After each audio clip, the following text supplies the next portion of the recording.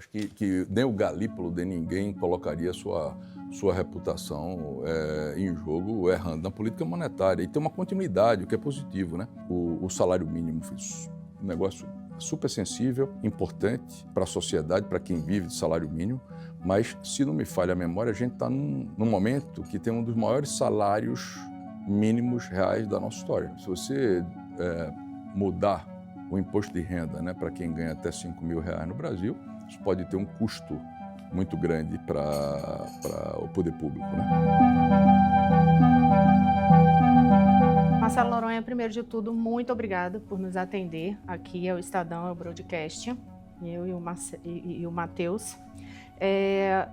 Primeira indagação que eu tenho é que eu queria entender a situação do ponto de vista de vocês. A gente tem um cenário com indicadores econômicos de crise, juros, dólar.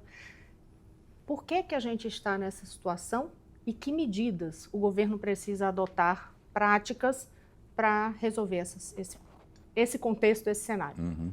Rosiane, primeiro, prazer estar com você e com o Matheus aqui, né? Conversando, né? Com você do Estadão, batendo esse papo hoje, último dia do mês de outubro, né? Dia 31. Rosiane, veja, do ponto de vista macroeconômico, eu tenho uma visão muito particular que a gente tem construído com a nossa equipe aqui, com os nossos economistas, né? E com o nosso time de negócios, tá? E olhado para o Brasil. A gente tem um desafio estrutural, né, na política fiscal, no aspecto fiscal brasileiro. A gente conhece isso. Não é desse governo, nem do governo passado, há um bom tempo, né, que a gente está desafiado nesse quesito aqui. Então, a expectativa hoje é que o ministro Haddad entregue, como ele foi comentado pelos veículos de imprensa ontem, né, eu só vi pela imprensa, uma proposta, né, de redução de gastos, que, por exemplo, poderia contemplar algumas despesas debaixo do arcabouço, né, que é positivo, diferentemente, por exemplo, do que o mercado chegou a comentar. Olha, ele pode tirar, né, algumas despesas do arcabouço, né, porque aí eu tenho uma conta matemática diferente, mas não muda, né, o aspecto fiscal, o endividamento brasileiro, que no limite é exatamente isso que está pegando, né? A dívida sobre o PIB. Com uma taxa de juros mais alta, né, ela deve atingir 70%, e o gasto público, obviamente, né, 79,5% no final desse ano e poderia crescer, né, para mais de 80% ao longo de 2025. É isso que o mercado questiona no limite, tá? Agora, eu acredito que a gente tem uma boa chance de ver, né, o ministro Haddad trazendo informações importantes aqui, né, na sua proposta para conter gasto público, né? O mercado não quer ver somente a arrecadação, né? Ele quer ver o gasto público contido, né? E aí sim a gente tem uma trajetória diferente possível para a dívida pública PIB em 25, 26 e para frente, tá? Eu acredito que esse cenário é o cenário mais provável, tá, Rosiane?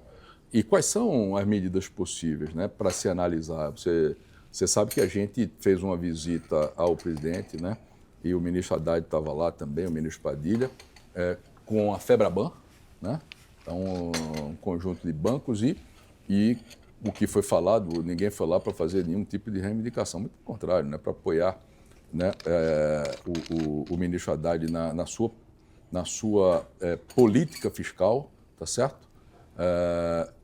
Então, veja, a gente tem aqui decisões políticas e decisões econômicas, né, que tem que ser tomadas no âmbito governamental. Mas, por exemplo, a desoneração, né, do imposto de renda, que, aliás, não era uma promessa só desse governo, mas do governo passado também. Veja, se você desonerar, eu sou a favor de certos movimentos políticos também, acho que tem mérito até em se falar isso, tá? Mas a gente tem que ter um cuidado para o momento em que você pode fazer, né? Então, você tem na tua família uma determinada renda e teu filho pede para comprar aquela bicicleta, né? Porque ele agora vai pedalar, né? Fazer um exercício super saudável, mas não dá na renda. Então, você adia, eu disse, olha, não vai dar agora, vamos adiar, não vai dar para pagar essas parcelas. Então, não dá para fazer. Por exemplo, se você mudar o imposto de renda, né, para quem ganha até R$5.000 no Brasil, isso pode ter um custo muito grande para o poder público, né? Então, você compensar, né, com outras linhas ajuda, mas você não tem a contenção do gasto público, você está offsetando uma coisa com a outra. Então, estou dando um exemplo aqui, né? Acho que o salário mínimo foi um negócio super sensível, importante para a sociedade, para quem vive de salário mínimo, mas, se não me falha a memória, a gente está num momento que tem um dos maiores salários mínimos reais da nossa história, né? Pode não ser o maior, mas deve ser o segundo maior. Então, talvez seja o caso de continuar dando um aumento real, mas um aumento real, de repente, é ao redor de 0,5%.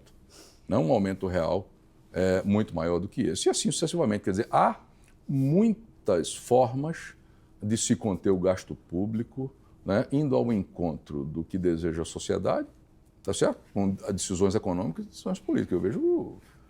isso não é muito difícil, tá? Matematicamente se faz, né? E eu acho que o ministro Haddad tem essa consciência, né? E certamente vai apresentar coisas nesse sentido, independentemente da possibilidade de ter uma arrecadação, uma receita maior também no ano que vem. Isso é uma questão que se coloca aqui na mesa do cenário, Rosinha, que você perguntou, né? Câmbio, ele bate na inflação, né? Naturalmente, ele não está sujeito somente à questão interna da gente, né? Você veja que nesses últimos dias todas as moedas se depreciaram, não foi a brasileira somente. A gente tem uma eleição americana aqui que está trazendo volatilidade para o mercado. Vamos ver o que é que acontece aqui, né, em poucos dias, né? Pode ser que a gente tenha também um arrefecimento aqui, a depender do que a gente veja depois, né?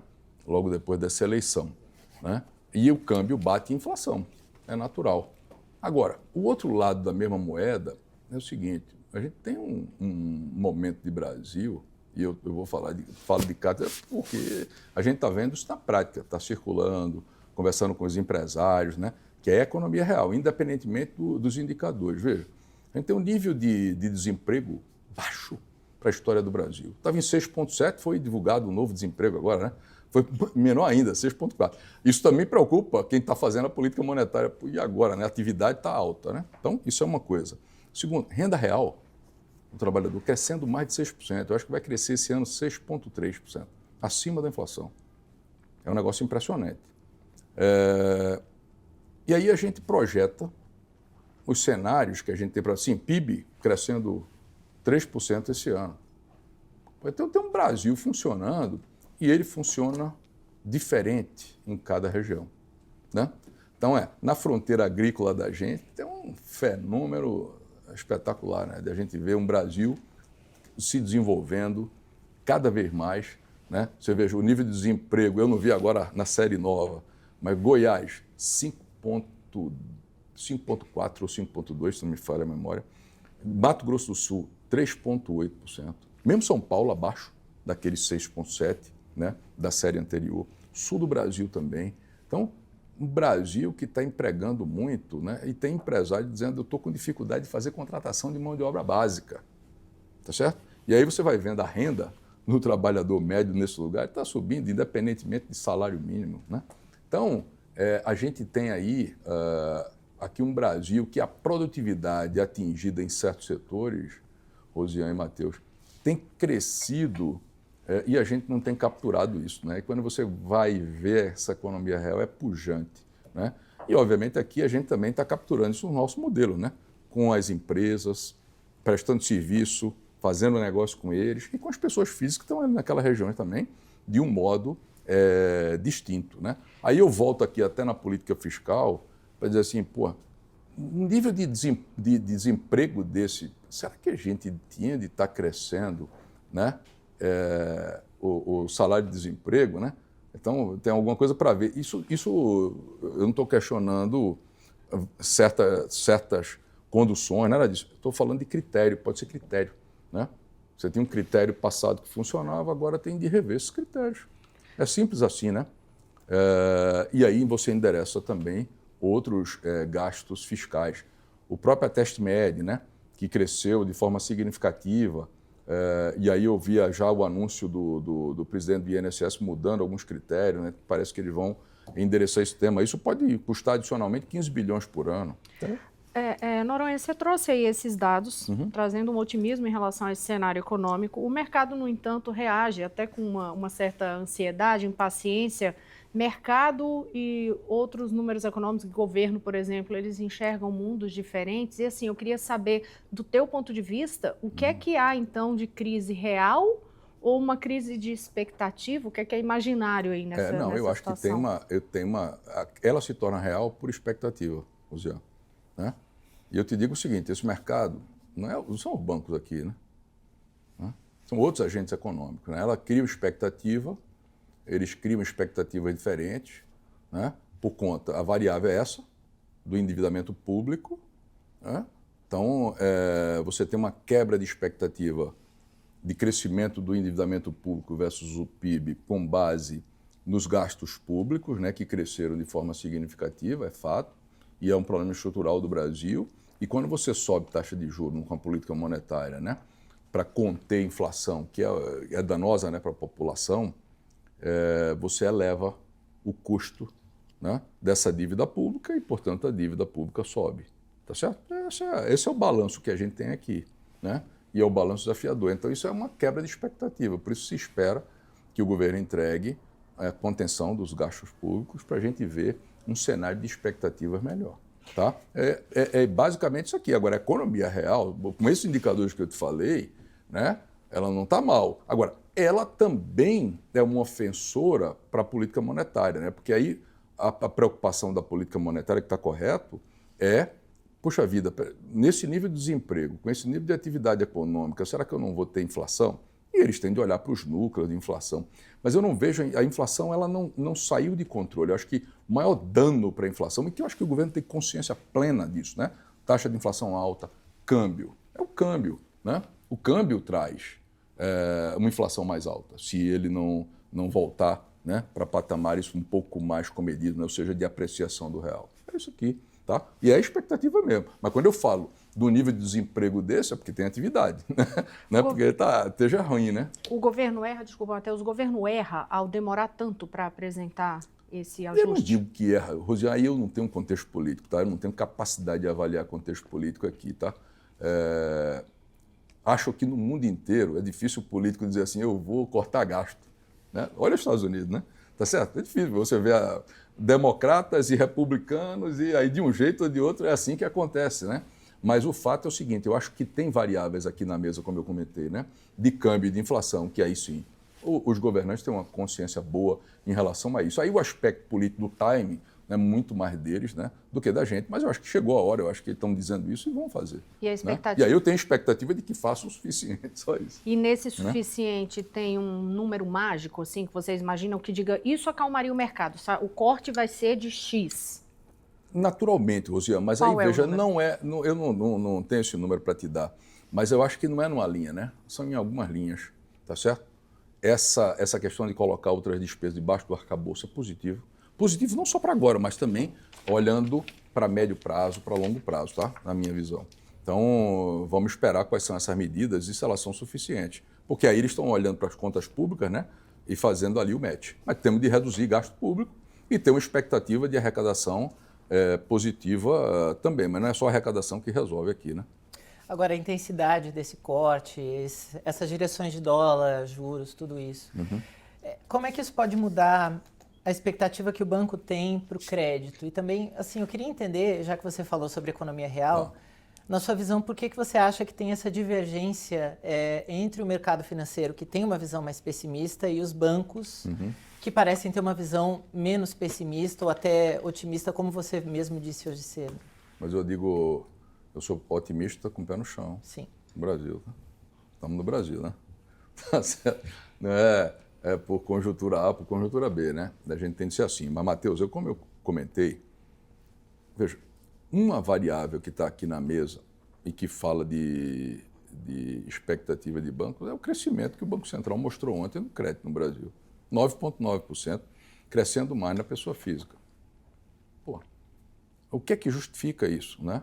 E a gente está fazendo o nosso dever de casa, como eu comentei, hoje pela manhã, tanto na divulgação de resultados, né, quanto na coletiva, que é o seguinte, eu olho para o cenário, você olha, qual é a tua expectativa em relação a crédito? O cenário se deteriorou. Aí eu respondo o seguinte, o cenário se deteriorou é etéreo. Né? O que é o cenário deteriorado? Pergunta 1. E pergunta 2, com base no cenário deteriorado, né, qual é o significado dele para a nossa companhia, para o nosso setor e para a nossa companhia? Né? Poderia ser um varejista de supermercados que trabalha com a renda X, né, como público principal, e está no Centro-Oeste, está no Nordeste ou está no Sul do Brasil. O que significa isso para mim? Então você pode ter significados diferentes para a empresa do mesmo setor, em regiões diferentes, com posicionamentos diferentes. Tá certo? Então, a primeira resposta é, a gente está com modelos de crédito muito melhores, com a Business Unit de crédito tinindo, e vamos entregar cada vez mais resultado nela. Né? Com a modelagem que a gente inseriu muitas variáveis transacionais, usando machine learning, uma equipe maior, né, e testando vários modelos. Aí eu olho para a pessoa física, né, com esse crescimento de renda e mix disponível no mercado, a gente tem uma participação importante em todas as faixas de renda da população, de pessoa física, e veja as modalidades que a gente cresce. Crédito consignado. O que é que muda? Pode ser no privado, né? Se o nível de desemprego mudar. Mas olhando para o horizonte desses cenários, né? Que eu já comentei hoje também, quais são os cenários possíveis? Um cenário base e um cenário de estresse. O cenário de estresse, na visão da gente, ele é pouco provável. É mais provável a gente ter esse cenário base, que já é um cenário que não é o cenário de hoje, tá, Matheus? Então, o que é que a gente está falando? Novamente, PIB 3% esse ano, nível de desemprego 6,7%, 6,4% agora, renda real crescendo mais de 6%, acho que vai crescer 6,3% pela previsão do nosso time aqui, tá certo? Crédito bancário crescendo ao redor de 10%, previsão de crescer até um pouco mais de 10% esse ano, né, fechado. E a taxa de juros em 10,75%, provavelmente a gente chega ao redor de 11,75%, né? E a depender do comportamento, sim, a inflação batendo 4,4%, 4,5% esse ano. E aí, para o ano que vem, nesse cenário base, quais são os números que a gente pode ter? Eu vou chegar neles. Como seria o cenário de estresse? O câmbio, as entregas fiscais ficarem muito aquém do que o mercado espera, o câmbio andar, bater na inflação, aí a política monetária fica sem efeito, você vai subindo taxa de juros, né? Enfim, é um cenário ruim, aí o crescimento do PIB vai ser muito menor. Né? É isso aqui que a gente olha com esse cenário de estresse que eu acho menos provável. O cenário mais provável, então, quais são os indicadores? O PIB, para o ano que vem, pode crescer com essa taxa de juros que pode chegar lá, em algum momento de pico no ano que vem, a 12,5%, 13%, pode ser. Depende muito do comportamento do núcleo de inflação, né, para períodos seguintes, né, que o Banco Central vai estar olhando.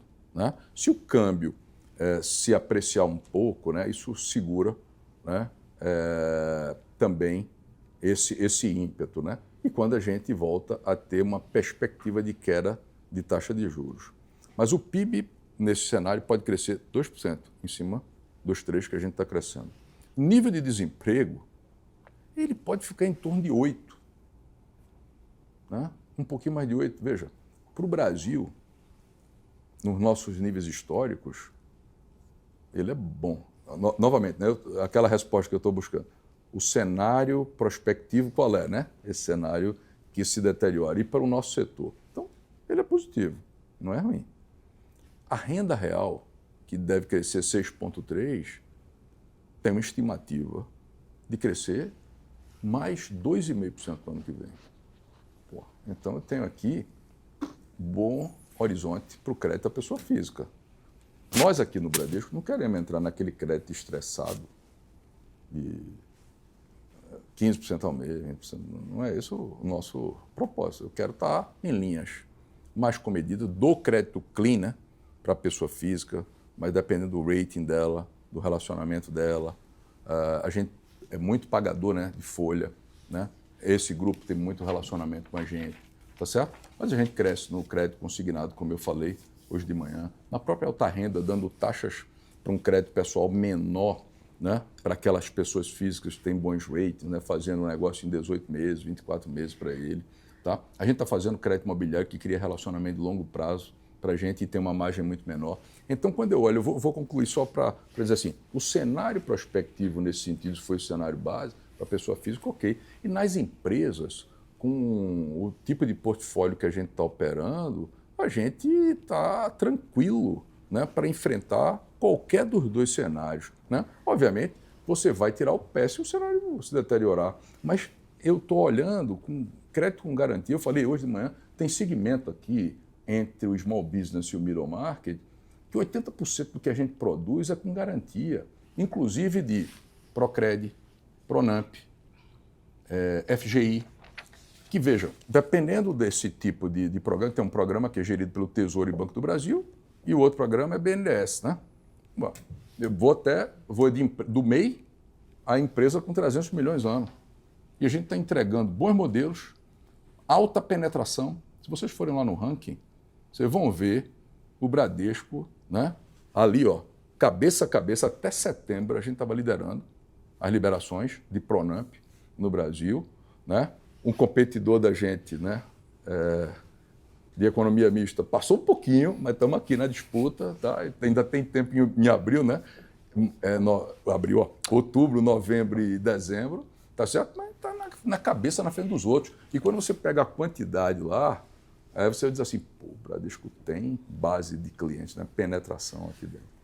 Noronha, em relação à expectativa de juros para 2025, eu queria saber qual é a expectativa de juros, Selic, né, para vocês, qual seria essa taxa Selic geral, ideal e já junto. Existe algum temor de que com a mudança no Banco Central, a saída do Roberto Campos Neto, a chegada do Galípolo, de que haja menos independência? Existe alguma preocupação nesse sentido? Nenhuma. Juntei tudo é juros no final. Nenhuma. Acho que nem o Galípolo, nem ninguém colocaria sua reputação em jogo errando na política monetária. E tem uma continuidade, o que é positivo, né? Tá certo? Então ele tem um time lá, né? Acho que sai o Roberto e sai o Damaso, né? Agora. Então o time continua. Então acho que não. Eu não perco sono com isso não, tá?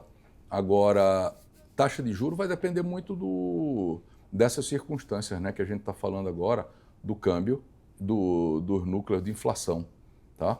Mas um horizonte é que, de fato, a gente deve continuar a ver a taxa crescendo, né? Na reunião do Copom, no início do ano, e a depender do comportamento da inflação prospectiva, aí a gente depende do teu horizonte de 12,5%, 13% por ali, e aí ela pode estar, se a política fiscal estiver no lugar, o câmbio tiver comportado, o núcleo de inflação para frente também, o que acontece é que a gente pode ver queda de taxa de juros já para o segundo semestre do ano que vem, e aí sim, a depender desse cenário, né, ela podia estar de volta a 11,75, entendeu, Rosiane? Depende muito dessas variáveis aqui, tá? E vocês estão acreditando, de fato, assim, no cumprimento da parte do governo de resultado primário? A gente tende a acreditar, né? A gente tende a acreditar e a gente estimula isso. Tá? Eu acho que eles vão entregar um bom pacote de gasto. Essa é a minha expectativa. Aí depende, obviamente, de quem está operando lá, né? Mas eu tenho ouvido o Haddad falar, nessa reunião que a gente fez, né? Ele foi muito enfático, tem sido vocal. O presidente disse que está dando todo o apoio para ele, né? Que vai apoiá-lo. Então, eu estou com expectativa positiva. Olha, independentemente de aspectos partidários, né? Eu estou com expectativa positiva. Eu acho que você não quer passar para a história, Rosiane, com carimbo de que, puxa, não fiz o meu dever de casa com gasto público. Eu acho que o Haddad tem isso muito consciente, tá? Então, e a equipe é boa. A equipe tem discutido, né? Ele tem um time bom lá que está discutindo isso aqui. Então, eu acho que a gente gente tem de ter essa expectativa positiva e dar esse voto de confiança. Agora, claro que cada um no mercado tem suas opiniões aí, né? E a gente respeita, né? Mas eu também não trabalho só olhando isso o tempo todo, não, né? Você gasta um pouquinho de tempo e depois investe no trabalho para seguir em frente, né? Fazendo o negócio acontecer. Você falou sobre a questão do ministro Haddad ter sido mencionado pelo Sim. presidente Lula. Eu não posso deixar de fazer essa abordagem, porque existe uma máxima no ambiente político, quando se trata de economia, e que se diz que quando um ministro precisa que o presidente reforce em público que ele tem força e apoio, é porque ele está enfraquecido. Eu não vejo dessa forma, não. Se você perguntar aqui, e na Febraban escutei isso de outros colegas, CEO de banco, todo mundo muito bem impressionado, tá? Podem perguntar para eles. Ele Qual é a opinião Haddad deles? não está sozinho Não. nessa briga pelo ajuste. Não acredito nisso, não. E acho que ele está trabalhando para entregar, tá? Então, eu tenho visto isso o tempo todo nas discussões com o Febraban, em tudo que a gente ouviu lá, eu tenho uma visão diferente, né? Você é um pouco mais otimista, eu sou mais otimista com o pé no chão, né? Acho que aspectos políticos estão aqui, né? Tem coisa que você tem que aprovar no âmbito do Poder Executivo e tem coisa que você tem que aprovar no âmbito do Legislativo também, né? Aí tem desafios políticos, né? Agora vamos esperar para ver. Mas que tem gatilho e tem várias linhas que podem ser entregues para o equilíbrio fiscal, não tem nenhuma dúvida disso, tá? Zero. Né? Temos debatido demais aqui com o Fernando Honorato, com a Miriam, né? Que são do nosso time de economia, e a gente enxerga isso com facilidade. E a gente já falou para ele também a respeito disso, tá? Bom, Noronha, agora estamos chegando ao mês de novembro, o que significa que você logo completa um ano na frente do banco. Final de novembro, né, Matheus? Final de novembro, está chegando lá. E o plano estratégico, acho que ele foi um grande marco dessa gestão, certo. Pelo menos até agora está sendo. Ele está sendo implementado há poucos meses, mas que tipo de resultado você diria que já é perceptível dentro do banco? E aí eu não estou falando só de balanço, mas no banco mesmo. De todas as mudanças que vocês estão fazendo no Bradesco? Olha, a gente tem vários, né? Acho que ainda não é a hora de fazer um balanço, vai ser melhor quando a gente fechar o ano, mas eu posso te citar algumas, né? A gente criou aquele segmento, né, de small business com 122 agências pelo Brasil. Ele está indo muito bem, 3 a 50 milhões ano. A gente vai entregar mais 28 agências até o final do ano, terminando com 150. Primeiro, a gente reduziu layers aqui dentro do banco, aumentando a produtividade, né? O nível de comunicação é muito maior hoje, né? E aí, por favor, fiquem muito à vontade para perguntar a colegas de segmentos diferentes, numa agência do varejo, aqui no banco de atacado, a gente está aqui no prédio, né? É só perguntar, né? E ver a fluidez que a gente tem hoje. Terceiro, acho que a business unit de crédito que eu tenho citado o tempo todo, né, que a gente criou, tem um significado enorme. A gente melhorou muito os modelos, uso intensivo de machine learning, meteu um monte de informação transacional aqui para melhorar a nossa modelagem. A gente tem entregue muita coisa, ambiente de testes, a gente trouxe profissionais ainda mais qualificados, a gente trouxe mais ou menos 180 profissionais para essa business unit, né, e gente muito qualificada. É o caso do Júlio, numa unidade dentro da business unit, que é gestão de portfólio, e levou a área de preços, que ficava na área de produtos, para lá para dentro, né? E aí a gente precifica hoje os portfólios, distribuição em canais, né? É de uma maneira diferente. Então, por exemplo, tem uma entrega deles, que ele já entregou modelagem, né? Olhando para a gestão de portfólio, né? Porque eu fiz o crédito, ele está vivo, tem um vencimento, o cliente paga, o cliente entra em default, né? A gestão, você tem que gerir isso aqui, saber o que está acontecendo com os teus clientes. Então, por exemplo, a gente tem ferramentas importantes para a gestão disso, e eles sabem que eu sou obcecado por isso, tá? Gestão de portfólio. E o time de gestão de portfólios, né, e liderado também pelo André, né, que é o diretor executivo que cuida da Business Unit, eles entregaram um novo modelo preditivo, né, que indica a probabilidade de default dentro do middle market, né, que é o segmento corporate, é o entry level do banco de atacado, tá certo? Empresas a partir de 50 milhões, com modelo estatístico. Então, o que é que acontece? Quando ele identifica ele manda uma proposta de crédito direto para o gerente lá, né, que a gente chama aqui de RM. Ele vê aquilo ali e ele tem que tomar uma medida com o time dele. Ele vai ou pedir o clean-up daquele crédito, ou ele vai entender o que é que acontece com o cliente, pedir uma garantia para ele, na frente dos outros que não chegaram ainda e não viram que ele tem probabilidade de default. E se esse cliente, né, foi identificado de alguma maneira, ele é um prospect, ele está com um flag. Né? Se alguém entrar e prospectar esse cliente aqui, a gente está olhando ele também com probabilidade de default, entendeu, Matheus? Então, uma entrega super importante. Então, aqui a gente tem muitos quick wins. Né? A gente melhorou muito o processo de cobrança na gestão dos escritórios pelo Brasil, com equipe treinada, especializada. A gente entregou também no middle market mais 8 unidades, 8 plataformas pelo Brasil, com aumento de equipe comercial, né? Ampliando o negócio. Vamos entregar mais 2 ainda até dezembro. A gente aumentou o time de renda fixa do Investment Banking. Tá, no momento, renda variável, 0, mas renda fixa, bombando, né? Tá certo? Então, a gente aumentou o time para trabalhar e dar mais ênfase nesse negócio aqui. Que mais? A gente está fazendo um trabalho de cultura, né? Que ele é um trabalho super importante. Na realidade, ele não mexe nos valores, né, que alicerçam a cultura da gente, não. Né? Mas eles mexem em aspectos de gestão que são mais contemporâneos. Né? Então, esse é um trabalho que a gente fez, e vou falar, o uso dessa ferramenta é uma ferramenta que foi usada já em empresa no mundo inteiro. Então, a gente tem como olhar e se comparar. Você se compara do jeito que você quiser, né? Mas com empresa no mundo, só do nosso setor, América Latina, Brasil, tá? E o range de engajamento das empresas é normalmente entre 60% e 70%. Veja, 70% é você estar no topo do engajamento da equipe. Agora pense, numa organização que tem cerca de 80 mil colaboradores, como a nossa, o engajamento foi de 74%. Então a gente superou o topo. A gente está com a equipe super engajada aqui. Né? Então a gente mexeu também nos incentivos, né? Que eles vão ao encontro daquilo que você entrega, independentemente da tua avaliação de longo prazo como profissional. Né? Mas você entregou agora, a gente reconhece agora.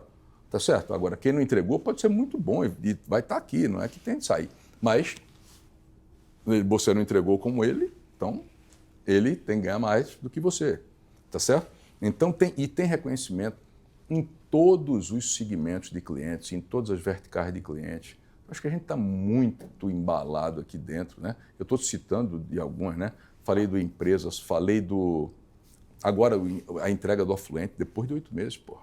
Né? Olha o trabalho que se fez aqui no Afluente, né? Vocês viram o vídeo da colega que falou na apresentação de resultado? Né? E a gente colocou a Andressa Auge lá, que ela é a líder de frente, que a gente chama, né? Ela está no time do Guto e do Guilherme, para que a gente possa prestigiar esse líder de frente, né? Que entrega, né?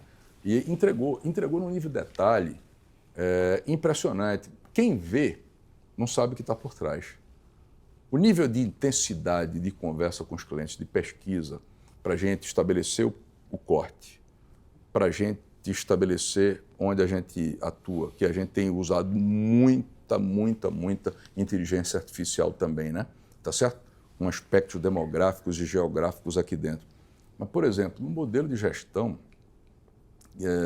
e que a gente olha para isso aqui, para o público em geral, é um negócio que você não vê. Mas a gente tem um modelo de gestão agora, lá nesse segmento do Principal, que é o seguinte: a gente trouxe o Salesforce, que já estava implementado há algum tempo aqui no banco de atacado, né? O front-end para o gerente. Né? Ele é omnichannel e também no private da gente. A gente não tinha isso nos outros segmentos. A gente colocou inicialmente no Principal e a gente vai também ampliar isso para outros. E ali você define o seu modelo de negócio. Qual é a intensidade que eu quero que esse gerente fale com esse cliente? Ele é um cliente gerenciado. E eu tenho, lado a lado com ele, um especialista de investimento. Tá certo? E em quanto tempo eu tenho que devolver uma chamada se você ligar para o gerente? Ele tem uma SLA. Isso é modelo de gestão. Né? Então, o WhatsApp dele, que é corporativo, está dentro da máquina dele. Tá certo? Então, ele roteia aquilo imediatamente. Se você não obedeceu a SLA, outra pessoa vai responder. E se não puder responder, vai subir o nível. Então, o cliente vai perceber um engajamento muito maior. E para isso a gente teve de treinar a equipe, né? Estabelecer layers também para fazer o account load, que significa o número de clientes por gerente, né? Então, e a gente está ali em cima, no pré-private também. Então tem um monte de coisa feita aqui dentro, né? E o value proposition, ele se constitui de um monte de coisa, mas a gente mostra 4 características para ele. Porque o cliente não percebe 10, né? Eu não entendi nem o que é. A 7ª eu já perdi de vista, né? Então a gente está entregando, eu acho que aquilo que o cliente disse, eu valorizo isso, eu valorizo isso, eu valorizo isso. Tá? Então veja, é outra entrega também do Change, né?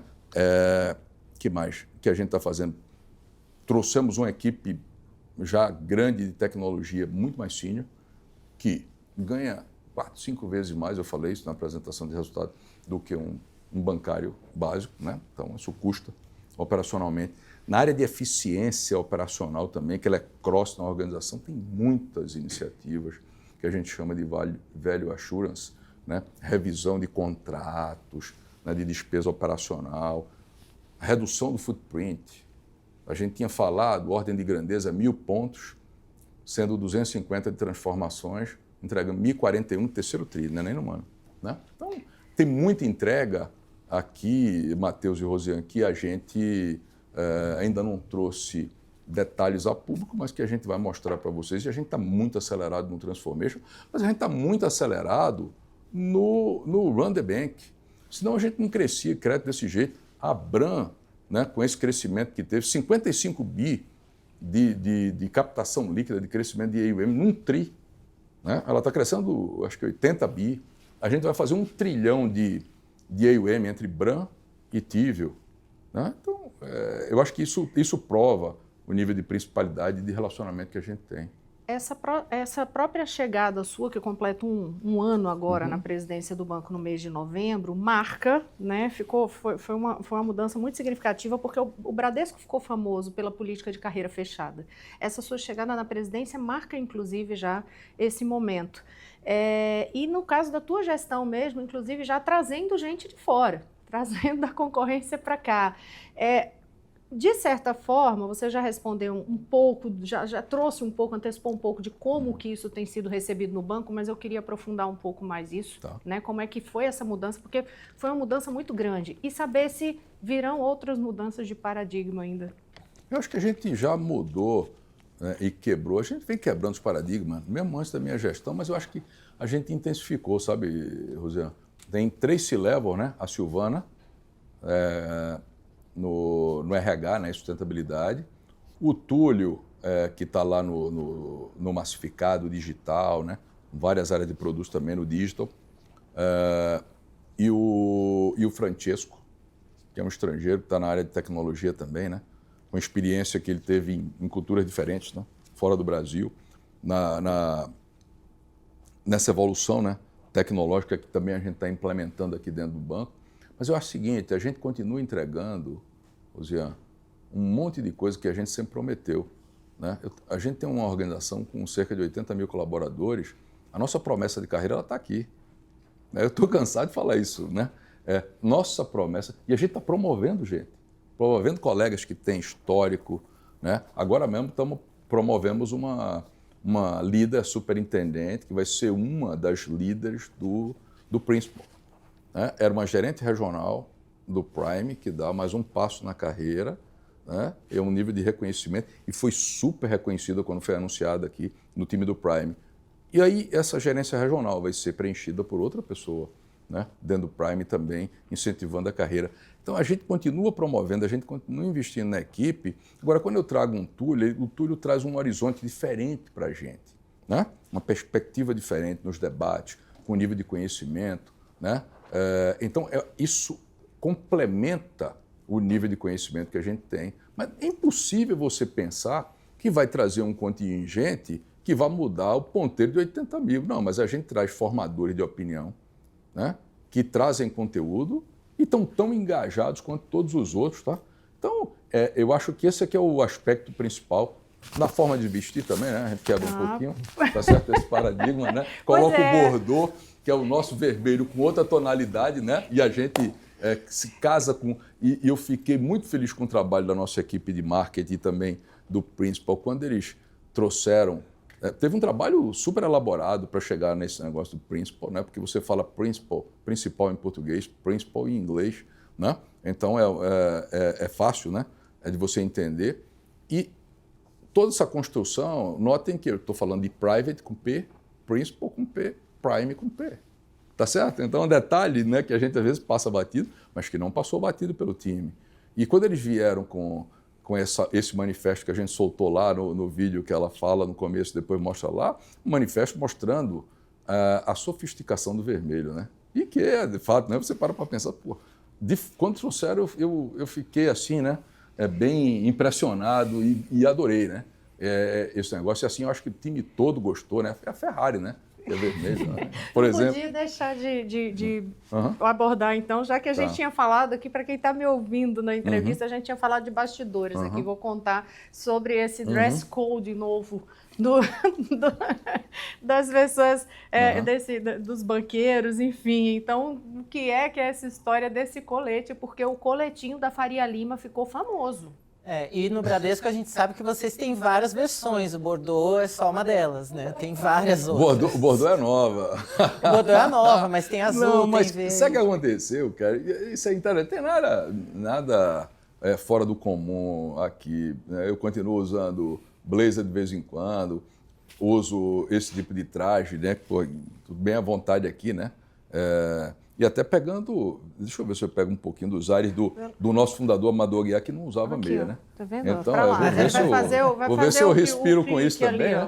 Tá certo? Aqui, ó, aqui tá sem meia. Ou seja, é uma mudança cultural, mas assim, não então, tanto assim. Não, mas aí o ponto é o seguinte, quer dizer, o que a gente procura estar vestido adequadamente é por momentos, né? Que você tem, para o cliente que você vai estar com ele. Mas aqui aconteceu foi que o pessoal aqui do Investment Bank deu de presente e estava frio, né? E a gente estava com a roupa mais à vontade, metemos esse colete, aí peraí, vamos fazer outro, né? E foi assim, né? Não tem dress code novo não, Rosiane. A gente usa de vez em quando um negócio mais à vontade, né? E aproveita e faz a publicidade aqui, que vocês mostram a minha marca. Né? Mas virou moda? Então, eu digo, pessoal, vamos lá, publicidade aqui, né? Põe aí, né? Põe nossa marquinha aqui dentro também. Aí tem lá, Bradesco, BBI, né? Bran, tá certo? E outros mais, né? Agora, assim, o colete, ele comunica para as pessoas que estão vendo, você falando com os funcionários de várias regiões comunica alguma coisa. Você gostaria que o cliente ele passasse a ver o Bradesco de outro jeito? Eu queria que o cliente continuasse a ver o Bradesco como um Bradesco, né?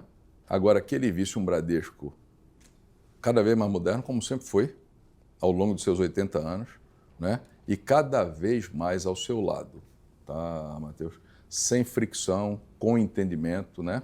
De acordo com a característica de cada um, que é o caso do segmento afluente. E o que a gente deseja é que ele seja aspiracional, que as pessoas queiram estar se relacionando ali, né? Isso vale para todas as outras unidades de negócio, segmentos de clientes que a gente tem, tá? É isso aqui que a gente espera. E a gente espera entregar exatamente um banco mais tecnológico, mais competitivo no tempo e com cada vez melhores experiências para os nossos clientes. Seja em que âmbito for. E dessas inovações da própria comunicação, tem chamado muita atenção a sua atuação em rede social.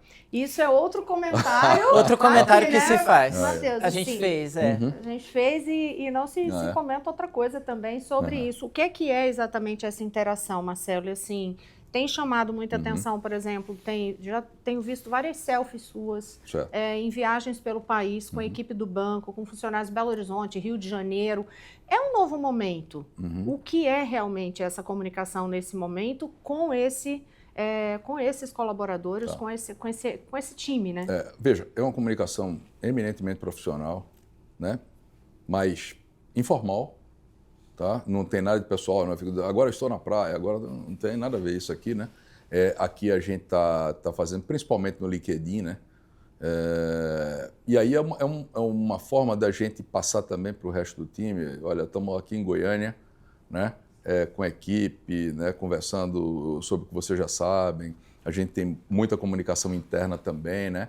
Então isso se conecta, né, à comunicação interna, mas eu acho que o que é importante também para o time é ver na prática o que acontece, né? Não vale só o discurso, né? O que é que você está entregando de fato, né? O que é que a gente está entregando nessa organização? Eles estão vendo, né? Eles estão vendo várias iniciativas que não estão aqui, né, expostas, mas que mexem com o dia a dia deles, com os modelos que a gente entregou, por exemplo, nessa Business Unit de crédito, o que aconteceu na redução de tempo processual para todos os segmentos. Então, eles estão enxergando. Então, eles estão enxergando o banco se movimentando, né? E estão fazendo o seu papel, né? Estão indo mais ao encontro do cliente. E o cliente está sentindo, né, a organização mais próxima entregando. Então, vocês podem esperar para ver. A gente está animado, a gente está engajado, né? A gente está fazendo o negócio acontecer. Tudo está acontecendo dentro do plano. A gente mede, né, cada iniciativa dessa, né, daquelas 10 grandes iniciativas, elas transformaram em 800. Né? Então tem um trabalho grande, um trabalho gigantesco, é hercúleo, mas ele é prazeroso. Né? E principalmente quando você vê as entregas acontecendo. Né? Como é o caso aqui do segmento afluente. A gente vai ver. Né? O tempo vai passando e a gente vai lá, como a gente prometeu. Aliás, eu não prometo, né? A gente entrega, né? Step by step, né? Mas crescendo com segurança, com consistência, com perenidade, né? Sobretudo, tá certo? Mas indo ao encontro de todos os clientes. A gente está muito engajado, né? Para estar muito próximo da grande empresa, da pequena empresa, do cliente private, do cliente massificado também. Cada um no seu perfil, né? Sob diferentes formas, diferentes canais, eu diria assim, né? Tá certo? De abordagem pode ser numa agência aqui, no escritório do principal agora, né? Tá certo? Aqui dentro do private, e pode ser um PA distante que o Bradesco tem também, né? Ou o Bradesco Expresso, que está em todos os municípios do Brasil e aumentou sua base, né, de correspondentes nesse último tri também, né? Eu vou com fé, né, caminhando em relação ao futuro, meus amigos. Só encerrando já e fazendo como, né, jornalista, é óbvio que eu fui conversar em algumas agências com funcionários do Bradesco. E aí? Agora então me dê. A gente tem vários canais. Que a gente tem não vários. Agora me deu o feedback aqui. Pois então, e aí, justamente para entender, porque era uma abordagem que eu queria fazer contigo sobre essa questão, só para encerrar mesmo, essa questão desse diálogo mais direto do colete e que eu digo assim, gente, é uma imagem que é a sensação de se é uma pessoa mais acessível. E isso nos foi passado. De que havia uma comunicação mais linear. Essa foi a expressão. Que bom. Era intencional isso? Quando adotou essa coisa do LinkedIn e da selfie com os... Rosiane, mas não é um personagem. É verdadeiro. Tá certo? É assim que isso eu foi faço... dito também, né? Eu faço com a equipe, sempre fiz aqui. Né? E eu falo, pessoal, por favor, não me chamem de senhor. Se você quiser, né, chamar alguém de senhor aqui, né, por respeito, pela idade, até pela minha idade, né, também. Aí pode chamar, não tem problema, é educado, tá? Mas, por favor, por hierarquia, não mais. Isso é um traço, né, do novo momento de uma gestão mais contemporânea. Não é que a passada estivesse errada, não, gente. Era um momento diferente na sociedade, né, no nível de relacionamento. E aqui eu trabalhei com essa turma aqui do Banco de Atacado vários anos. E assim, né, a relação da gente, vamos fazer o happy hour ali, né, a gente atravessa a rua ali, sentar no barzinho, vamos bater papo, tá certo? Com um grupo grande, né, e conversa, fazemos almoço, fazemos encontros, e é isso que eu estou tentando fazer com a equipe, e não só eu, né, mas o grupo de liderança todo que está trabalhando comigo, né, o colega vice-presidente Rocha está indo hoje para Londrina, tem um café da manhã com a turma lá. Eu só não vou porque eu tenho reuniões por aqui, né, para fazer, mas vou caminhar ainda, vou a Manaus, vou a Fortaleza e vou para outras cidades também, não só esse ano, mas no ano que vem também, tá, Rosiane? Obrigado. E façam isso, né? Eu acho que esse entendimento, a visita, eles confirmam tudo isso que a gente está dizendo, tá certo? Né? E não só com o varejo, né, com a alta renda, vai no atacado também, entende das pessoas, o que você está vendo, né? Isso é verdadeiro ou não é? E se não for verdadeiro, você vai capturar imediatamente. Tá certo? Né? Eu estou muito animado. A turma me energiza. Tá certo? Né? Então, por quê? Tem pegada. A camisa é quente. Tá? Obrigado a vocês pela entrevista. Marcelo, né? muito obrigada. Prazer sempre A estar gente junto é que com agradece. vocês. Tá?